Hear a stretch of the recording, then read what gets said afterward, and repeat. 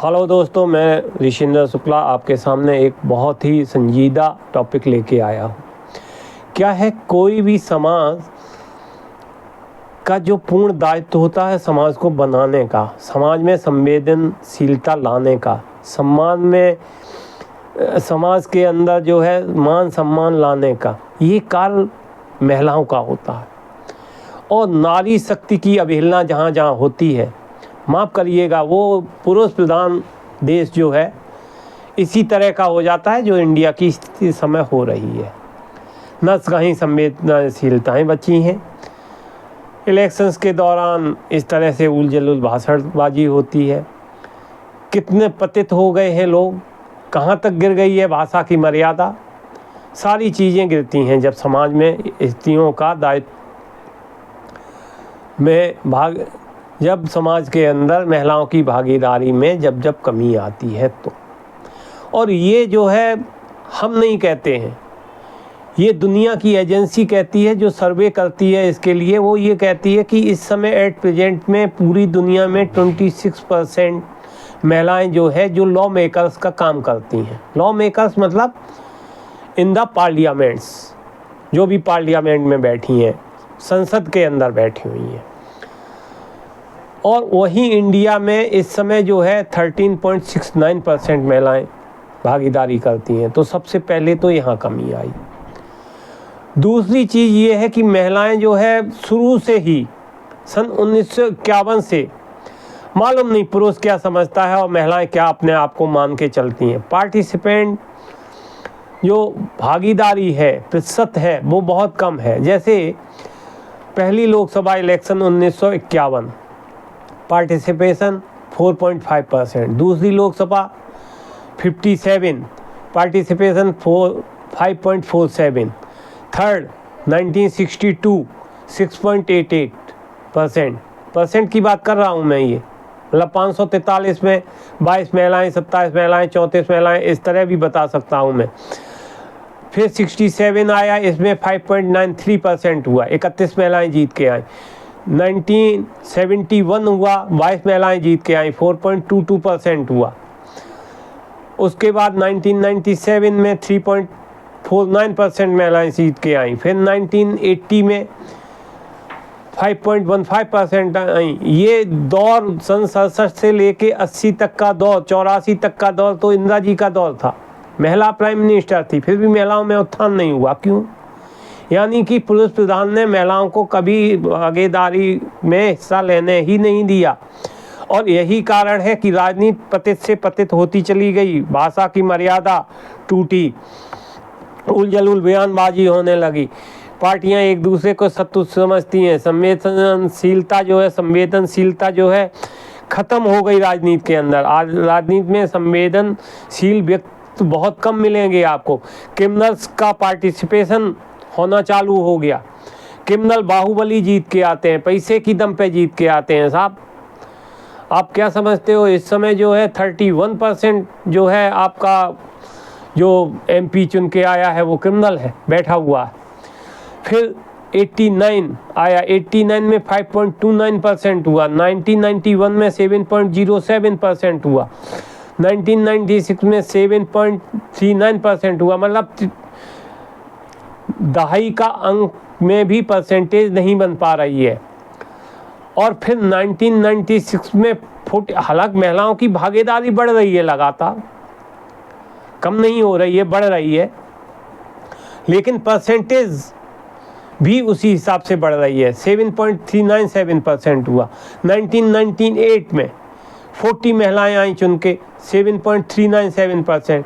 1998 में 44 महिलाएं चुन के आई, 8.07% पार्टिसिपेशन इनका। 1999 में जो इलेक्शन हुए उसमें 48 महिलाएं चुन के आई, 8.84% इनका पार्टिसिपेशन रहा।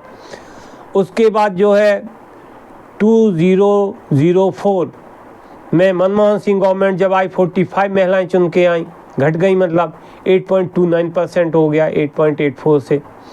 फिर 2019 में 59 महिलाएं जीत के आई। यहाँ परसेंटेज 10 अंक में 2 अंक में पहुंच गया, 10.87% हो गया पार्टिसिपेशन इनका। उसके बाद 2019 में 14.36% बढ़ा, फिर 2024 में थोड़ा सा डिक्लाइन होकर 13.93% हुआ। तो अगर इसका मैं एवरेज देखूं जब से इंडिया में इलेक्शंस चालू हुए हैं, तो करीब करीब तकरीबन आप मान के चलिए कि इनका 7.36% आता है, एवरेज आता है जनाब। तो कहाँ 26% और कहाँ एवरेज में अगर बात करूं तो 7.36%, और अगर आज की बात करूं तो 13.63% आज की डेट में पार्टिसिपेशन। तो यही कारण है कि महिलाओं को जब उचित सम्मान समाज नहीं देगा, उचित पार्टिसिपेशन नहीं देगा, तो समाज के जो फैब्रिक है ना, ताना बाना है, वो लगातार जो है कमज़ोर होती जाएगी, कमज़ोर होती जाएगी, कमज़ोर होती जाएगी। और भाषा का प्रयोग भी उसी हिसाब से होने लगता है। जैसे ऑफिस को ही ले लो, अगर ऑफिस में आपके ऑफिस में सब जेंट्स हैं तो कैसे भी बात करेंगे, गाली गलौज भी करेंगे, ये भी करेंगे, वो भी करेंगे सब। एक महिला को बैठाल दीजिएगा, सारे पुरुष जो है सिद्ध हो जाते हैं। वैसे ही जो है, जब तक महिलाओं की पार्टिसिपेशन भागीदारी बढ़ेगी नहीं, अभी 33% कर दिया है, हालांकि ये बिल पास कर दिया है, पार्टिसिपेशन होना चाहिए, लेकिन वो कब तक होता है, राजनीतिक पार्टियां कैसे करती हैं, क्या करती हैं, जवाबदेही तो इन लोगों की होती नहीं है।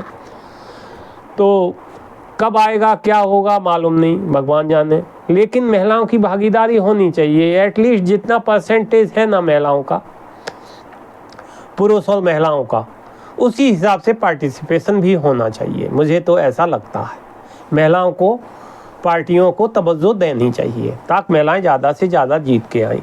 अब महिलाएं आती क्यों नहीं है? महिलाओं के साथ सबसे बड़ी चीज़ रहती है उनकी सुरक्षा, उनकी जातीय सुरक्षा, जातीय सम्मान उनके लिए बहुत मायने रखता है। और राजनीति में जातीय सम्मान अक्षुण्ण रहेगा कि नहीं रहेगा, इस बात का डर रहता है महिला। तो सबसे बड़ा कारण ये है। दूसरा बड़ा कारण ये है कि महिलाओं की शिक्षा के लिए उचित प्रयत्न न करना समाज का। समाज आज भी जो है लड़की की शादी 16, 17, 18, 19, 20, 21 साल के आते आते कर देता है। तो जिस बच्ची की शादी होगी, दूसरी चीज़ ये है कि गांव की तो अक्सर महिलाएं मैंने देखी हैं कि 8th पास भी नहीं कर पाती हैं, घर पे बैठ जाती हैं। तो अशिक्षा भी एक कारण हुआ इसका। और सबसे बड़ा जो कारण हुआ वो ये हुआ कि ये पुरुष समाज है, पुरुष प्रधान समाज है, महिलाओं को सम्मान नहीं देता था। तो सम्मान नहीं देता तो पार्टियां भी सम्मान नहीं देती। कोई भी पार्टी आज की डेट में जो है महिलाओं को टिकट नहीं देती, बहुत कम देती है। 737 महिलाएं उम्मीदवार थीं टोटल 8,338 में। तो अगर आप परसेंटेज के हिसाब से देखो तो 9% के आसपास आती हैं। अब 9% टोटल अगर भागीदारी होगी कैंडिडेट से चल में, कैंडिडेट बनाने में 91% पुरुष होगा, तो महिलाओं का पार्टिसिपेशन तो घटेगा यार। फिर भी महिलाएं 3.63% पे आई हैं, ज़्यादा है महिलाएं। दूसरा सबसे बड़ा कारण क्या होता है? दूसरा बड़ा कारण जो है, उनको राजनीतिक समझ नहीं होती है। और राजनीतिक समझ क्यों नहीं होती है, इसका रीज़न जानने की कोशिश की। इसकी राजनीति नहीं होती है इसलिए क्योंकि उन्हें अपना घर ज़्यादा प्यारा होता है। चौगा, चूल्हा, चक्की, इसी में उनका समय गुजर जाता है।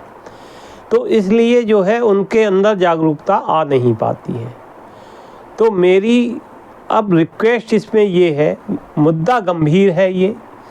समाज का अगर फैब्रिक सही करना है आपको, तो महिलाओं को पार्टिसिपेट करना पड़ेगा। और ऐसी कोई व्यवस्था बनाई जाए कोर्ट के द्वारा नेताओं की आपसी सूझबूझ से कि महिलाओं को का रिजर्वेशन जो 33% उन्होंने किया है पार्टिसिपेशन का, वो लोकसभा में अगले लोकसभा 2029 में जब इलेक्शन लड़ा जाए और अगला जब कहीं इलेक्शन लड़ा जाए 2025 के बाद जो भी इलेक्शन लड़े जाएं उनमें इतना तो भागीदारी कम से कम होनी चाहिए।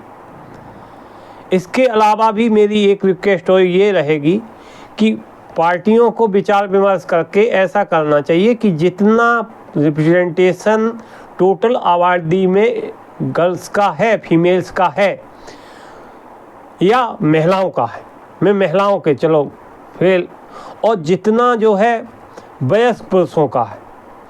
महिलाएं मतलब मैं कब से करूंगा, जब से आप इलेक्शन लड़ सकते हो, आपकी एज 25 ईयर्स होनी चाहिए इलेक्शन लड़ने के लिए। तो 25 से लेके जो भी महिलाएं 60 और 70 के बीच में आती हैं, 60 के 65 के बीच में आती हैं, इनका परसेंटेज, पुरुष जो 40 से 25 से लेके 65 के तक आता है, इनका पार्टिसिपेट, इनका जोड़ लिया जाए टोटल जनसंख्या में परसेंटेज क्या है, उस परसेंटेज के हिसाब से इनको भागीदारी बनाई जाए, वो भी एक अच्छा रहेगा ऑप्शन। तो ऑप्शंस बहुत हैं। फैब्रिक समाज का सुधारना है, अगर आपको भाषा की मर्यादा अगर संसद के अंदर सुधारनी है, आपको अगर आपको ये बेहियाई सुधारनी है, ये गुंडागर्दी सुधारनी है, ये क्रिमिनलगिरी सुधारनी है, ये दादागिरी सुधारनी है, तो महिलाओं को पार्टिसिपेट बनाना पड़ेगा, पार्टिसिपेंट बनाना पड़ेगा और उनको पार्टिसिपेशन होना चाहिए, उनका होना चाहिए। इसी मुद्दे के साथ मैं अपना ये वीडियो ख़त्म करता हूँ। बहुत भी कारण हो सकते हैं और भी कारण हो सकते हैं, लेकिन मेन कारण ये, अच्छा यही मैं बात कर लूँ और दूसरे देशों की अगर मैं बात करता हूँ उठा के, तो देखिए अभी आप ऐसे देखिए कि इंडिया की रैंक जो है, in research concluded by the inter parliamentary union, India was rank 149 out of 193 countries. मतलब हमारी इंडिया का इतना खराब पार्टिसिपेशन है महिलाओं का कि हमारी रैंक जो है 149 है। अब आप समझ सकते हो कि 148 तो देश हमसे बहुत आगे चल रहे हैं। अब आप 11% और 14% पे पार्टिसिपेशन देके क्या करना चाह रहे हैं? तो हमने कॉजेज आपको बता ही दिए, बाकी सब चीज़ें हमने आपको बता ही दी। अब मैं आपको एक चीज़ ये बताता हूँ कि कहीं कहीं तो महिलाओं का पार्टिसिपेशन 50% से भी ज़्यादा है, 100% भी है। बहुत सी जगह की राष्ट्राध्यक्ष महिलाएं बनी हुई हैं। यूके है, अमेरिका है, न्यूजीलैंड है, ऑस्ट्रेलिया है, इनमें अच्छा खासा मतलब वो है, पार्टिसिपेशन है महिलाओं का समाज। तो आप उससे भी कर सकते हो। ये सारी चीज़ें अगर एक बार सही हो जाए, महिलाओं का पार्टिसिपेशन सही हो जाए, तो मैं समझता हूँ समाज में एक नवीनता आ जाएगी, समाज में एक फैब्रिक जो है, सोशल फैब्रिक हमारा बहुत मजबूत हो जाएगा, दंगे फसाद कम हो जाएंगे और राजनीति के अंदर सबसे बड़ी चीज़ संवेदनशीलता जो होती है वो आ जाएगी। अभी लोगों की आंखों का पानी मर गया है, महिलाओं का भी। ममता बनर्जी को देख लीजिए ना, महिलाओं की बात अगर मैं करता हूँ पार्टिसिपेशन की, लेकिन महिला अगर ममता बनर्जी जैसी हो जाएगी जिसके शर्म को आंख में पानी नहीं है, सत्ता लेने के लिए कुछ भी कर सकती है, किसी का भी कत्ल कर सकती है, कहीं भी दंगे करा सकती है, कहीं भी कुछ कर सकती है, एक वोट बैंक को साधे रहती है जिससे दंगे भड़कते रहते हैं बंगाल के अंदर, तो उसका भी यही यश है। लेकिन महिलाओं को आना चाहिए राजनीति में, और अच्छी महिलाओं को आना चाहिए।